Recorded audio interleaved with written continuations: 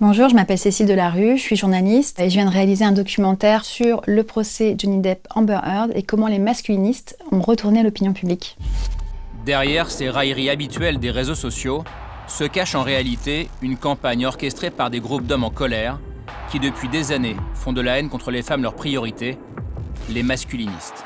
Donc cette histoire, elle commence en 2016 avec Johnny Depp et Amber Heard qui se séparent. Le monde entier va se passionner par juste ce qui s'est passé entre cet homme et cette femme et le procès qui a lieu pour eux en diffamation. D'abord, ce qui m'a intriguée, c'était pourquoi est-ce qu'on s'est passionné pour cette histoire et surtout, pourquoi est-ce que tout le monde s'est mis à se moquer d'Amber Heard. Moi, j'ai remarqué justement sur Combini, quand Amber Heard a commencé à parler au procès, que les premières réactions, c'était des rires, des emojis rigolards, alors que le titre était Amber Heard parle et raconte l'agression et les viols qu'elle dit avoir subis. C'est-à-dire la question, c'est pas de savoir si elle a raison ou tort, si elle ment ou pas, si c'était faux, mais plutôt carrément qu'on se moque d'elle. Donc on a d'abord essayé de remonter, en fait c'est comme une rumeur, il faut savoir un petit peu d'où ça commence. Et on a essayé de se dire, voilà, qui a commencé à propager cette histoire? Qui a commencé à manier, à remanier la façon dont les choses étaient racontées? On a commencé à creuser et on a pu voir que sur YouTube en particulier, il y avait des YouTubeurs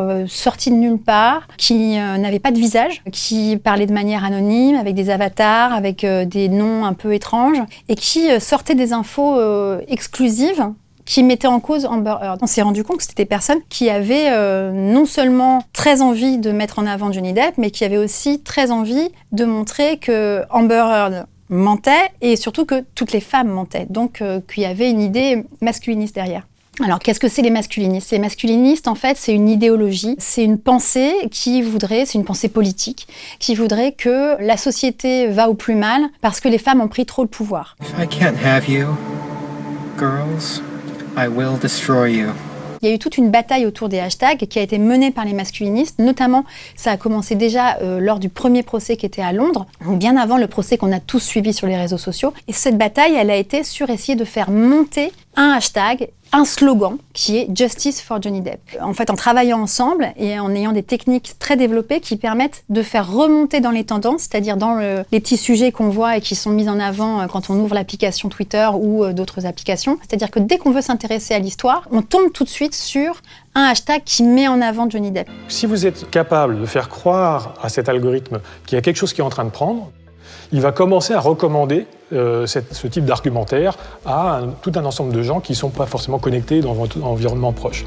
Après, ce que ça dit aussi, c'est que les réseaux sociaux se nourrissent aussi de cette haine, que ça marche mieux, il y a plus de volume, il y a plus de likes, ça fonctionne mieux en fait quand on s'engueule. Donc plus on va, par exemple, haïr Amber Heard, plus ça crée du contenu, plus ça plaît ensuite après aux plateformes, que ce soit TikTok, Instagram, YouTube, etc. Parce que ça vend plus d'espace publicitaire en fait. Ce qui se pose comme question, c'est est-ce qu'il fallait diffuser ce procès en ligne et puis à la télévision? C'est Johnny Depp qui a demandé la diffusion de ce procès. Le fait que ce procès soit diffusé dans son intégralité a changé complètement la façon dont on voyait les choses. Tout de suite, les spectateurs se mettent aussi dans une position de dire non mais c'est une actrice dont elle joue mal, elle en rajoute, évidemment que c'est faux. Quand on voit ses pleurs, tout de suite, on a l'impression plus de voir une actrice, elle nous projette un peu dans un truc de télé-réalité où on ne la croit pas. Et je pense que c'est vraiment aussi juste nos biais qui sont aussi très intégrés parce que la même chose se fait avec Johnny Depp, mais complètement à l'inverse. C'est-à-dire que Johnny Depp, lui, quand il parle, il joue son personnage et on a envie qu'à la fin, le pirate des Caraïbes gagne. C'est ce qui a permis, entre autres, à Johnny Depp de triompher sur Amber Heard. Enfin, ce qui se passait normalement quand il y a un procès extrêmement médiatique comme celui-là, ça s'est passé pour O.J. Simpson ou pour les procès autour de Michael Jackson, par exemple. On avait aux États-Unis la tradition d'empêcher le jury d'avoir accès aux médias. Mais c'est beaucoup plus simple d'interdire de regarder CNN que d'interdire d'avoir accès à son propre smartphone. Donc, oui, les jurés ont été en permanence confrontés à tout ce qui se disait sur les réseaux sociaux et c'était une masse complètement délirante. C'est-à-dire que c'était impossible pendant ces 7 semaines de ne pas tomber en cliquant sur du contenu sur le procès et du contenu pro-Johnny Depp. Ce qui est aussi intriguant et qu'on a pu retrouver dans notre enquête, c'est de voir à quel point les masculinistes, non seulement ont été très présents pendant ce procès, mais sont toujours extrêmement présents sur les réseaux.